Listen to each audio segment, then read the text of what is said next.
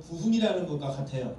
이렇게 막 흥하고 왕성하고 막 우리 청년들 우리 애기들 보면요 괜히 기분이 좋죠. 왜 그럴까요?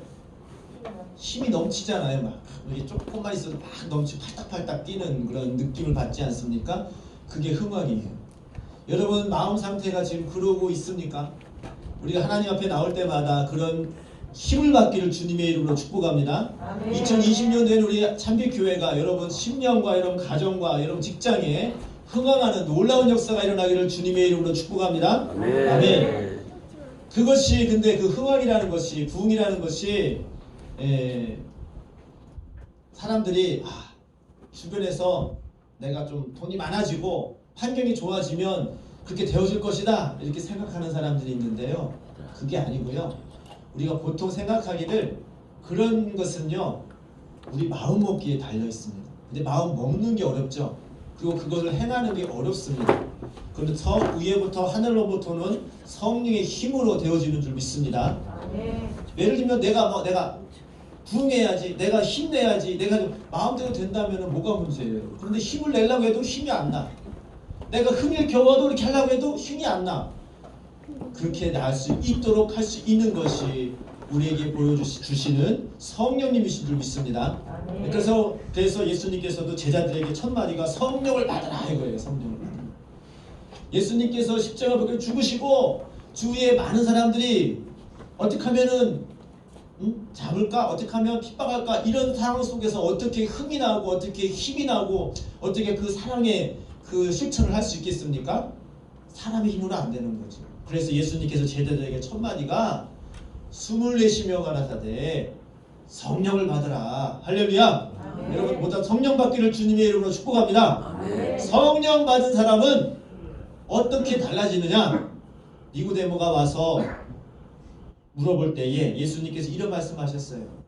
바람은 보이지 않지만 바람이 불면은 여러분 바람 부는지 안 부는지 어떻게 할 수 있습니까? 바람 안 보이죠? 바람이 눈에 보이는 사람은 정말 대단한 사람이에요. 바람이 눈에 보이지 않습니다. 근데 바람이 부는구나 어떻게 하느냐? 나뭇가지가 흔들리고 시원하고 옷깃이 이렇게 어떤 이렇게 뭐가 이제 흔들흔들거리고 이게 바람이잖아요. 이와 같이 성령도 이와 같다는 거죠. 눈에 보이지 않지만 성령이 여러분에게 임하면 그 성령님이 여러분을 거룩하게 하시고 여러분을 힘있게 하시고 여러분께 능력을 주시는 성령님이신 줄 믿습니다. 이거는 내가 힘을 내야 되는 게 아니라 그렇게 성령께서 부어주시는 거예요. 그것을 우리가 사모하고 주님께 나아가는 줄 믿습니다. 그렇게 성령을 받은 자만이 믿음 생활을 할 수 있고 세상을 이길 수 있고 우리 죄를 이기며 믿음 생활을 할 수 있는 줄 믿습니다. 오늘 말씀 보니까 거룩함을 조치한데요. 우리가 보통 보게 되면 마지막 때에 자꾸 깨어 있으라고 합니다. 잠자고 있는 사람은 도둑이 와도 알지 못해요. 깊이 잠들고 있는 사람은 나를 해코지하려고 하는 사람이 와도 훔쳐가도 알아요 몰라요? 모르죠. 그래서 우리는 깨어있으라 이거. 깨어있으라. 나는 지금 안 자고 깨어있는데 자꾸 깨어있으라고 그러네. 여기서 깨어있으라는 것은 영적으로 깨어있으라는 거예요. 영적으로. 근데 영적으로 깨어있다라는 것은 무엇을 의미할까요? 여러분 영적으로 깨어있습니까? 눈이 안 보이는데 영이? 성령이 눈에 안 보이는 것 같이 내 영 상태가 어떤지를 내가 인지하고 느끼고 있을 때가 깨어있다고 합니다. 깨어있다는 것은 말 바꿔서 말하면은 누가 오고 있는지 누가 나를 해코지하려고 오는지 아니 누가 또 어떻게 하려고 하는지 인지를 하는 게 깨어있는 거죠. 잠자고 있는 사람 옆에서 뭐 이렇게 잘 물건을 가져가도 어떤 일을 해도 모르잖아요. 잠자고 있는 거예요.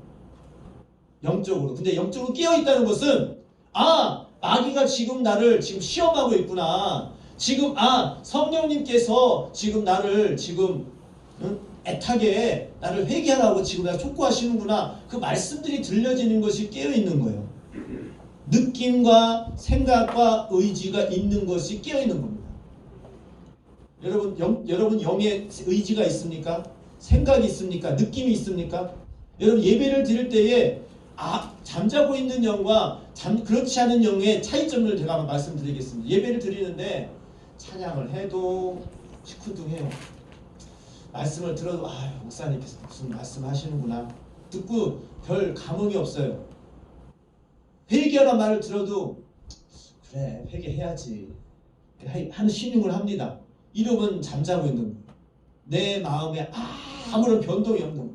바꿔서 말하면 예배 드리기 전과 예배 드린 후가 내 마음 상태가 똑같으면 그 사람은 잠자고 있는 거예요. 잠자고 있으니까 예수님께서 은혜를 부어주시려고 지금 기도하고 찬양하고 예배 드리는 그 순간에도 나의 영혼이 잠자고 있으니까 하나님이 임재하신지도 모르고 성령님이 온지도 모르고 그냥 시간만 때우고 가는 거예요. 그러면 사람은 자고 있는 거예요. 모르는 거죠. 지금 이 땅에 지금 이 시간에 예수님께서 주님께서 우리의 예배를 받으시려고 이곳에 임재하고 계신 줄 믿습니다. 아멘. 그것을 느끼고 깨우치는 사람은 깨어있는 거예요. 하나님께서 지금 이곳에 임재하고 있다고 생각되어지면 우리가 태도가 어떻게 될까요? 예를 들면 지금 여기가 아주 높으신 대통령이나 국회의원이나 아주 큰 장관이 있다면 우리가 어떻게 마음 자세를 하고 있을까요? 영으로 깨어있는 사람은 하나님께서 이곳에 오셔가지고 지금 우리에게 복을 빌어주시고 우리와 함께 하신다는 것을 인지하는 것이 깨어있는데 그런 사람은 어떻게 예배를 드릴까요? 내가 하고 싶은 거 마음대로 할까요? 자고 졸리니까 자고 핸드폰 하고 싶으면 핸드폰 하고 딴 생각하면 딴 생각하고 그럴 수 있을까요? 높은 사람이 여기 앉아있는데 이 세상보다 그 누구보다도 높고 존귀한 사람보다 더 높으신 하나님께서 이곳에 있는데 깨어있는 사람은 그렇게 말 못합니다. 자고 있는 거예요. 하나님이. 안 보이니까. 하나님은 안 보이니까. 여러분 마음속에 모두가 깨어있기를 영으로 깨어나기를 주님의 이름으로 축복합니다. 또 한번 바꿔서 얘기하면은 깨어있다는 것은 하나님께서 나에게 임재하시고 힘을 주시는 것도 인지를 하는 것도 깨어있는 거고 또 바꿔서 말하면 악이나 죄에 대한 그런 그 역사에 대해서도 감지를 하는 것이 깨어있는 겁니다. 바꿔서 말하면 죄에 대한 것을 반응을 해야 돼. 반응. 예를 들면 자는 사람 옆에서 살살하게 찔러보세요. 깊이 잠든 사람은 찔러도 모르죠. 죄라는 것은요 우리를 올가매고 우리를 하나님 앞에 가지 못하게 하는 거거든요. 근데 그 죄가 내가 들어오든지 아니면 사단이 나에게 엄습해 올 때에 그것을 인지하고 그것을 대적하든지 아니면 그것을 피하든지 이런 의지가 생기면 사람은 영적으로 깨어있는 거예요. 근데 그런 의지가 없는 사람은 자고 있는 거죠. 그럼 뭐 강도가 와가지고 모든 물건을 빼앗아가듯이 마귀가 와가지고 우리 마음을 다 뺏어가는 거죠. 자 그러면은 죄에 대해서 여기 오늘 14절 말씀 보세요. 모든 사람과 더불어 화평함과 거룩함을 따르라. 이것이 없이는 아무도 주를 보지 못하리라 했습니다. 화평과 거룩은 이 화평과 거룩을 하려면은 죄의 문제를 해결한 사람만이 가능합니다. 이 거룩이라는 말을 바꿔서 말하면요, 풀어서 얘기하면은 이 거룩이 뭡니까? 라고 물어보면은 여러분 뭐라고 대답할 수 있습니까? 깨끗하다? 깨끗이 빨래하면 거룩해지나요? 거룩이라고 말한 것은 어찌 바꿔서 말하면 죄가 해결된 상태, 죄에 대해서 내가 묶여있지 아니하고 해방되어져서 하나님과 화평을 이룬 상태가 거룩입니다. 할렐루야. 그러니까 죄에 대해서 자유한 사람이 거룩이에요. 죄에 대해서 얽매있고 속박되어 있는 사람은 거룩하다고 할 수가 없습니다. 그런데 이 죄에 대한 반응을 하는 자가 깨어있다고 했잖아요. 그러면 어떠한 자가 그런 죄에 대한 반응을 못하고 거룩하지 못하느냐 따라서 지금 이 15절의 말씀이 잘 나와 있습니다. 15절만 한번 보겠습니다. 15절 말씀 볼게요. 너희는 하나님의 은혜에 이르지 못하는 자가 없도록 하고, 첫 번째로는 이 거룩하지 못한 자의 특징은 하나님의 은혜를 받지 못합니다. 은혜에 이르지 못합니다. 이 은혜라는 건 뭐예요? 하나님께서 복을 주시려고, 하나님께서 여러분에게 거룩함으로 성령을 주시려고 주시는 그 자리에 그 은혜를 느끼지 못하는 게 이게 이 못하는 자들이 이제 거룩함에 이르지 못하는 거예요. 여러분 예배 시간에는 또 여러분 하나님께서 항상 들려주시는 그 말씀을 통하여 항상 은혜 받기를 주님의 이름으로 축복합니다.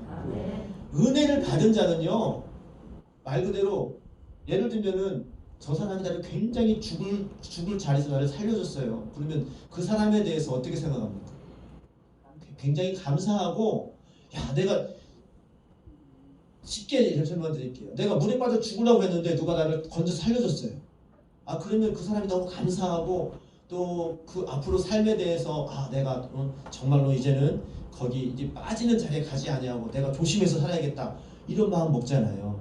이제 은혜를 입었다는 것은, 하나님의 은혜를 입은 자들은 첫 번째로는 감사함이 있습니다. 여러분 삶 속에 감사함이 있습니까? 여러분 삶 속에 정말로 하나님의 은혜에 대한 감사를 잃어버린 사람은 은혜를 잃어버린 사람과 똑같습니다. 여러분 삶 속에 늘 감사함이 있기를 주님의 이름으로 축복합니다. 그러니까 하나님의 은혜를 아는 자는 첫 번째로 감사해요.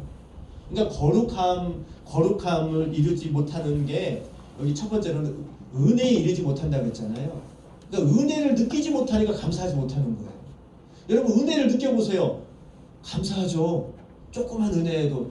심지어는 조그만한 사람들이 조그만 그 음식을 나눠준다든지 아니면 이렇게 인사한다든지 이런 조그만 그런 그 호의를 베풀어도 감사합니다, 감사합니다 이렇게 하는 사람이 있어요. 왜? 그걸 은혜라고 생각하니까.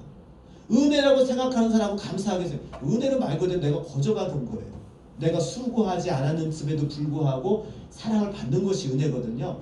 이게 하나님의 은혜였구나. 내가 힘쓴 것이 아니라, 어찌 보면 우리가 지금 일반 생활을 하는 모든 생활이 하나님의 은혜인 줄 믿습니다.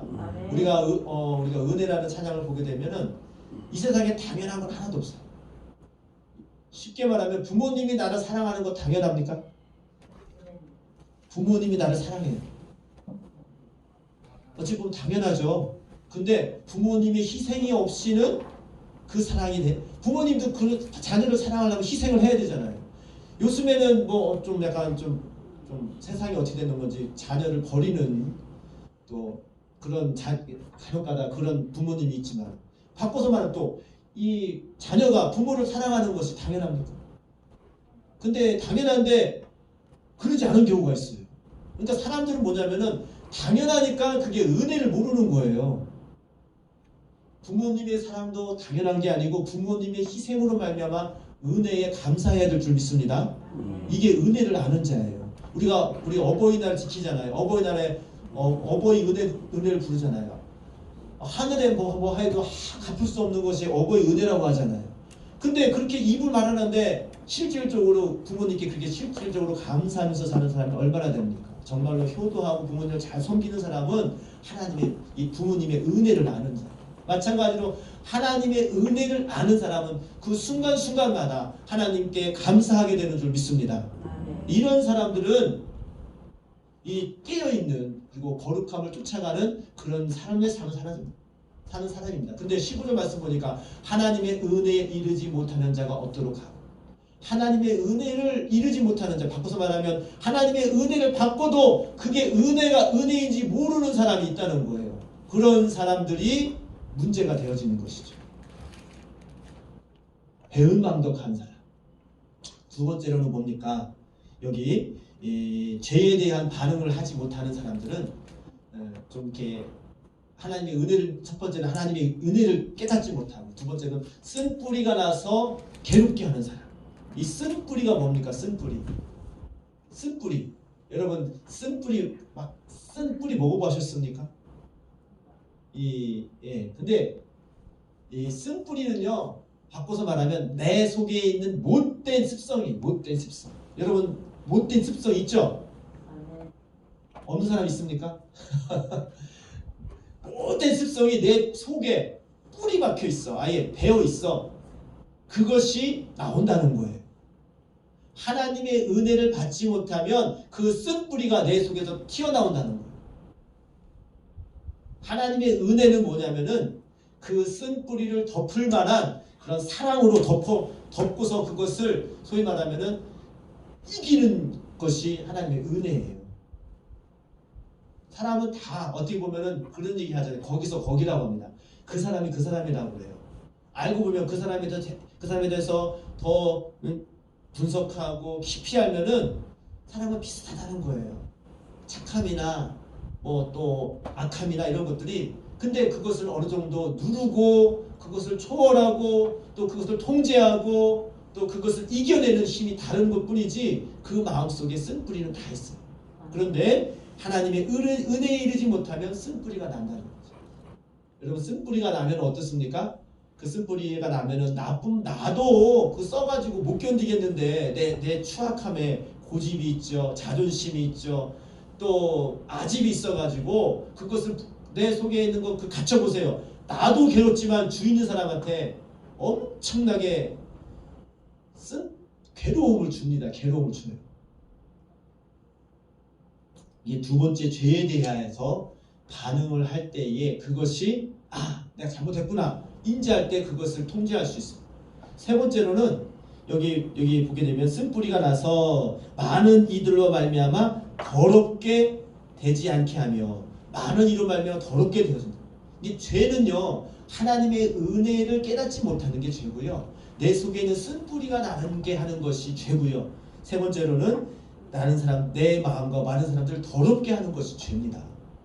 더럽다는 것이 꼭 흙을 만지고 또 이렇게 많은 더러운 쓰레기를 만지는 것이 이게 더러운 게 아니라 여기서 더럽게 하는 것은 여러분 마음이 더러워진다는 거죠.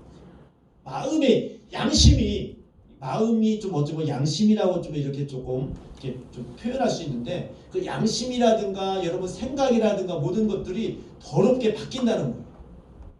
더러워진다는 거예요. 마음이 더러워진다. 죄로 말미암아. 근데 그런 것을 인지하는 것이 죄에 대해서 인지하고 반응하는 것이 깨어있는 겁니다. 내가 하나님의 은혜를 몰랐구나. 인지하는 거예요. 지금 내 속에서 내 쓴뿌리가 나고 있구나. 내가 지금 이 죄로 말미암아 지금 많은 사람들과 나를 지금 더럽게 하고 있구나. 이거를 인지하고 경계하는 것이 깨어있는 거예요.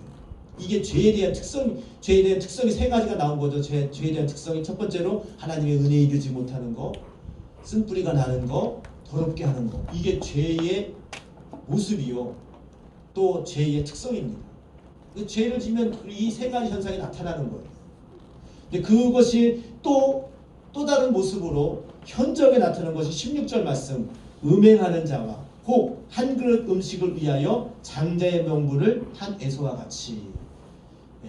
죄의 특성은 아까 세 가지로 나와 있지만 또 행위로서 표현하면 두 가지로 할 수 있어요. 하나는 음행, 또 두 번째로는 폐역입니다. 방탕이죠. 폐역이죠. 이것이 음행은 뭡니까? 음행. 육신적으로 음행을 행하는 것도 있고요. 하나님을 그 외에 다른 것에서 사랑하는 것은 다 음행이라고 할 수 있습니다. 그리고 장자의 명분을 파는다는 것은 하나님의 그 은혜를 소중히 여기지 아니하고 그것에 대해서 등한히 여기는 이런 것들이 다 죄의 모습으로 이렇게 관철되어집니다. 여러분 죄라는 것은 보이지 않아요. 그런데 어느 것이 죄인지 죄가 죄 아닌지를 그걸 분별할 수 있는 것이 좀 현저하게 15절 16절 나와 있습니다. 이런 모든 것이 다 죄거든요. 감사하지 않은 것도 죄구나. 내 속에서 나쁜 기질이 튀어나오는 거 이게 죄구나. 남을 더럽게 하는 남을 더럽게 하는 죄가 뭐가 있습니까? 욕하는 것 더럽죠. 어떤 사람들이 욕을 한번 들어보세요. 막 어떤 사람 귀도 막 씻기도 하고 막 소금도 뿌리잖아요. 그것이 왜 그렇습니까? 그만큼 그런 말에 대해서 내가 귀가 더러워졌으니까 그렇게 얘기하는 거죠. 그러니까 죄를 짓는 모습, 죄를 짓는 소리 이런 것 내 마음을 더럽게 한다는 거죠. 이런 것들에 대해서 아무렇지도 않게 받아들이면 죄에 대한 경각심이 없는 거예요. 영적으로 잠들어 있는 사람은 그런 현상이 일어나도 그래 받아들이는 거예요. 그럼 그것이 나한테 들어오면 어떻게 됩니까? 그것이 나를 올라가매는 거거든요. 근데 영적으로 깨있는 사람은 아니야. 이거 잘못된 거야. 이것을 내가 받아들이면 안 돼. 내가 대적해야 돼. 내가 그거하고는 상관이 없는 거룩함을 유지해야 돼. 이렇게 생각하고 있는 것이 깨어있는 거예요. 거룩이라는 것은 그런 죄와 부지런히 싸워야지만이 거룩을 유지할 수가 있습니다. 아무런 경계 없이 그냥 살아가면 그 거룩을 유지할 수가 없어요. 왜냐하면 이 세상은 이 거룩함을 허용하지 않아요. 오직 성령의 힘으로만 하나님의 은혜의 자리에 들어가야지만이 거룩함을 유지할 수 있는 줄 믿습니다. 오늘 말씀 보니까 거룩함을 쫓으라는 제목으로 같이 나누고 있는데, 자, 그렇다면은 그 거룩을 하려면은 여러분 거룩한 생활을 해야지만이 우리가 하나님의 그런 성품에 이루고 하나님 나라에 갈 수 있는 그런 삶을 살 수 있는데, 그 거룩함이 왜 우리가 거룩해져야 되려고 하느냐? 17절 말씀 나와 있잖아요. 너희가 이와 같이 아는 바와 같이 그 후에 축복을 받으려고 눈물을 흘리며. 왜 거룩을 해야 되느냐? 우리가 축복을 받으려고, 우리가 복을 받으려고 하는 거예요. 하나님으로부터 오는 복, 신령한 복을 받으려고 하나님께서는 죄인이나 죄 있는 자에게 복을 내려주지 않습니다. 거룩한 자에게, 그리고 하나님의 은혜를 아는 자에게 하나님께서는 복을 내려주시는 줄 믿습니다. 여기서 복은 엄청난 복이에요. 우리가 알고 있는 물질의 복 맞습니다. 또 사람의 복, 물질의 복보다 더 여러분 물질의 복을 받은 사람은 부럽죠. 야, 저 사람은 참 하는 것마다 일 잘 돼. 저 사람은 정말 돈이 많아. 부럽잖아요. 근데 그 사람들보다 더 부러운 게 뭐냐면요, 인복이에요. 인복. 만나는 사람마다 좋은 사람이에요. 만나는 사람마다 참 사랑스러운 사람들만 만나. 그거만큼 부러운 게 어디 있습니까?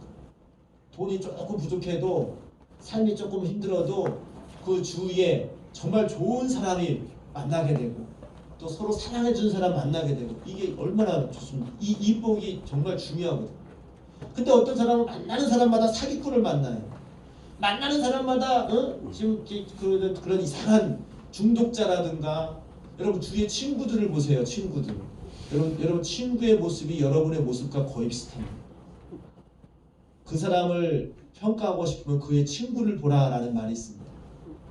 근데 그 사람이 어떤 사람인지 보면 친구를 보면 안다는 거죠. 주위에 어떤 친구들이 있느냐. 왜냐하면 비슷한 사람끼리 모이기 때문에. 아주 적당한 친구들은, 그러니까 이름만 알고 있는 친구들은 그렇지 않을 수 있어요. 근데 아주 나랑 친한 친구는 어찌 보면은 나랑 가장 닮았다고 봐야 돼요. 그렇기 때문에 더 가까워지는 거거든요. 내가 거룩해지면 그 친구도 거룩해져야 돼요. 그렇게 되어져요. 그것이 인지상정입니다. 그러니까 여러분 마음속에 친구를 살리고 싶으면 여러분이 거룩해지고 같이 살리면 되는 거죠. 그렇게 되어지는 거예요. 그러니까 여러분 마음속에 주위에 어떤 친구들을 둘러보시고, 여러분 자신을, 상태를 어느 정도 평가하시기 바랍니다. 그리고 그러지 못하다면은, 내가 만약에 마음에 안 든다면, 저 친구 마음에 안 든다면은 자연스럽게 내가 거룩함에 나아가면 둘 중에 하나예요. 그 사람이 같이 나와 거룩해지든지 아니면 그 친구가 멀어지든지 둘 중에 하나예요. 내가 변화가 되면, 내가 거룩한 자리에 들어가려고 하고, 내가 하나님 말씀의 은혜에 자꾸 가까이 가보세요. 그러면 그런 사람들만 주위에 가까이 생겨나요. 친구가 계속 고정되어 있는 게 아니잖아요. 뭐 어떤 사람은 이렇게 지나가는 친구가 있고, 항상 옆에 있는 친구가 있고, 그렇죠? 멀어지는 친구가 있잖아요. 근데 나랑 계속 가까워지는 친구들이 어떤 모습을 하고 있는지 보면 돼요. 나랑 계속 가까워지고 있는 친구들이 정말로 하나님 말씀대로 살고자 하는 친구들이 있느냐, 그렇지 않느냐는 것은 내가 지금 어느 방향으로 가고 있느냐라고 이렇게 진단을 해도 되겠습니다. 이번에 심령 부흥성회를 하는데요. 심령 부흥성회가 이것을 통하여서 우리가 얻는 것이 무엇입니까? 일단은 우리가 부흥해야 되잖아요. 부흥. 이 부흥은 하나님의 은혜가 임하고 하나님의 거룩함이 임할 때에 일어나는 줄 믿습니다. 내 의지로 되면은 무슨 이게 안 돼요. 의지로는 하나님께서 부어 주셔야 되거든요. 근데 어떠한 자에게 부흥을 주시느냐, 어떠한 자에게 하나님의 복을 주시느냐 보니까 거룩한 자, 하나님과 화평함을 이루는 자 해서, 그렇게 하기 위해서는 뭐라고 되어 있습니까? 뒤에 있는 말씀입니다. 눈물을 흘리며 부하되 버림받아 회개할 기회를 얻지 못하였느니라. 하나님의 은혜를 받고요, 하나님의 그 거룩함을 힘입는 것도 때가 있다는 거예요. 항상 그것이 열려있는 게 아니라는 거죠. 그때 정한 시기가 있다는 거예요. 그 정한 시기를 놓치면 회개할 기회를 잃어버립니다. 여러분, 항상 은혜 받을 수 있는 그런 날이 항상 있는 게 아닙니다. 은혜 받을 때가 있어요. 그때가 바로 오늘인 줄 믿습니다. 그때가 이번 성회를 통해서 여러분이 작정하시고, 내가 이제는 더 이상 10년, 20년, 아니 내 평생 70년, 80년, 아직 어르신들 죄송하지만 70년, 80년 동안 내가 하나님 말씀을 제대로 알지 못했는데 이번만큼은 내가 하나님을 진짜 만나보고 하나님의 은혜에 이르고 정말로 모든 그 죄 속박에서 벗어나서 정말 하나님의 거룩함, 하나님의 은혜, 축복을 내가 마음껏 누리는 그런 성회가 되기를 원합니다. 간절히 사모하시기 바랍니다. 그리고 모두 다 참여하시기를 주님의 이름으로 축복합니다. 그 은혜를 그 사모한 마음으로 오는 자는 하나님께서 분명히 말씀하시기를 나를 만나고자 하는 자는 내가 만나주겠다. 나를 찾고자 하는 내가 만나주겠다고 하셨습니다. 여러분 마음속에 진정으로 거룩함을 따라 쫓아가려는 의지를 가지시기 바랍니다. 하나님은 인격적인 하나님이시기 때문에 인격이라는 건 뭐예요? 우리에게 자유의사를 주셨어요. 우리에게 선택할 수 있는 그런 자유를 주신 겁니다. 지정의를 우리에게 선택하라고 주셨단 말이죠. 그래서 너 앞에 생, 사, 화, 복을 두었나니 너는 생명과 복을 택하라 말씀하셨거든요. 여러분들이 어떤 것을 선택하겠습니까? 여러분 신령한 그런 은혜의 자리에 딱 잔치가, 이 부흥성에는 잔치예요. 영적으로 잔치를 벌인 이때에 여러분은 이 잔치의 자리에 모두 참여하셨습니다. 정말로 하나님께서 베풀어 주신 그 은혜를 다 받아 누리는 귀한 심령이 되기를 주님의 이름으로 축복합니다. 그런 의지를 가지고 있어야 돼요. 예를 들면 또 목사님이 또 누가 집사님이 아는 사람이 성에 참석하라고 했는데 안 가면 또 뭐라고 하겠지? 가기 싫은데 은혜를 받을 의지가 없는 사람이에요. 이런 사람들은 복을 받을 확률이 조금 줄어듭니다. 그나마 참석하러 온 사람들. 근데 똑같이 은혜에 참석하다 마음 다짐이, 그래 내가 이번 기회에 작정하고 하나님 나 좀 은혜 주세요. 나 성령 주세요. 나 하나님의 말씀대로 살 수 있도록 다시금 새로운 마음을 달라고, 하나님 이번 기회에 그동안에 언제까지 내가 이렇게 살겠습니까? 언제까지 내가 이렇게 악에게 진짜 찌들여서 살겠습니까? 나 좀 살려주세요. 나 좀 도와주세요. 이런 마음으로 간절함으로 올 때에 주님께서 만나주시고 은혜 주실 줄 믿습니다. 여러분만이 어떤 의지를 가지고 참석하냐에 따라서 은혜를 받느냐 안 받느냐도 좌지우지 됩니다. 왜? 하나님은 인격적인 하나님이라 사모하는 자에게 주세요. 찾고자 하는 자에게 주세요. 여러분 모두 심령이 이번에 부흥회 때에 이번 저녁 때부터 7시 반이거든요. 혹시 이 자리에 난 7시 반에 못 오겠다는 사람 손 들어보세요. 난 못 오겠다. 바빠서 못 오겠다. 네? 나는 바빠서 못 오겠다. 나는 정말 아주 중요한 일이 있어 못 보겠다. 손 들어보세요. 그분은 지금 손 드시면 안 오셔도 됩니다. 네, 다 지금 손 안 드셨습니다. 모두 다 참석하시는 걸로 알겠습니다. 여러분 사모하는 마음으로 한번 오세요. 그러면 여러분 그 마음속에 하나님이 은혜를 주시잖아요. 아까도 그랬잖아요. 하나님의 은혜를 이르지 못하고 은혜를 깨닫지 못하니까 죄를 짓는 거예요. 내 속에서 쓴뿌리가 나오니까 죄를 짓는 거예요. 이 괴로우니까 짜증나니까 또 그것을 말고도 죄를 짓는 거예요. 그 죄가 나를 속박하고 그 죄가 나를 옮겨들고 결국은 그 죄를 말며 멸망의 자리에 가게 하는 그러한 악순환이 되지 않고 이번 기회에 하나님의 은혜에 이르고 이 쓴뿌리를 이길 수 있는 그런 놀라운 성령의 힘을 받고 이 더러움이 깨끗하게 되어지는 그런 역사가 일어나기를 주님의 이름으로 축복합니다. 아멘. 사모하시기 바랍니다. 그리고 이 김태형 목사님이 굉장히 신령하신 분이에요. 아주 귀하게 모셨거든요. 이게 저도 작년에도 모시고 싶었는데 제가 못했거든요. 그래서 계속 제가 목사님한테 우리 교회 성회 언제 합니까? 계속 찔러가지고 힘들게 모셨습니다. 이분은 어떤 분이냐면요. 그분에 대해서 여러분께 기도를 하면은 그분의 영적 상태를 다 이렇게 하나님께서 알려주시고 그분의 상태를 알고 또 죄도 아시고요. 그리고 어떻게 하라고 말씀까지 해주십니다. 굉장하신 분이거든요. 근데 그 은혜를 사모하시고 그렇다고 해서 그분이 나는 죄를 많이 져가지고 못 가겠다 이게 아니고요. 그분은 제가 참 감사한 게 뭐냐면 어떤 사람이 와도 힘을 주는 말씀을 하세요. 내가 느낀 건 그래요. 적당한 말씀을 주세요. 받을 만한 말씀을 주신다는 것이죠. 나에게 꼭 필요한 말씀을 주시고 그러시니까 한 사람 한 사람 다 기도 사역도 하시니까 또 기도를 원하시는 분들은 기도를 받으시고 하시면은 신령한 복이 있고 또 거룩함에 이르는 이런 놀라운 은혜가 있게 될 줄 믿습니다. 이 시간 우리 마음이 먼저 이렇게 준비되어져야 될 것 같아요. 이 오늘 말씀처럼 하나님 여기 14절 말씀처럼 화평함과 거룩함을 따르라. 하나님 내가 하나님 화평 내 마음이 화평이 일어나기를 원하고 또 거룩함을 이루기를 원합니다. 간절히 사모하는 그런 기도를 먼저 하겠습니다. 이 시간 주여 삼창하신 후에 하나님 이 시간에 내 마음에 오셔서 정말 성령이여 내 마음속에 오셔서 하나님의 말씀을 따라가고 하나님 뜻대로 살기는 의지와 그런 힘이 은혜가 있기를 원합니다. 같이 주여 삼창하시고 기도하도록 하겠습니다. 주여 주여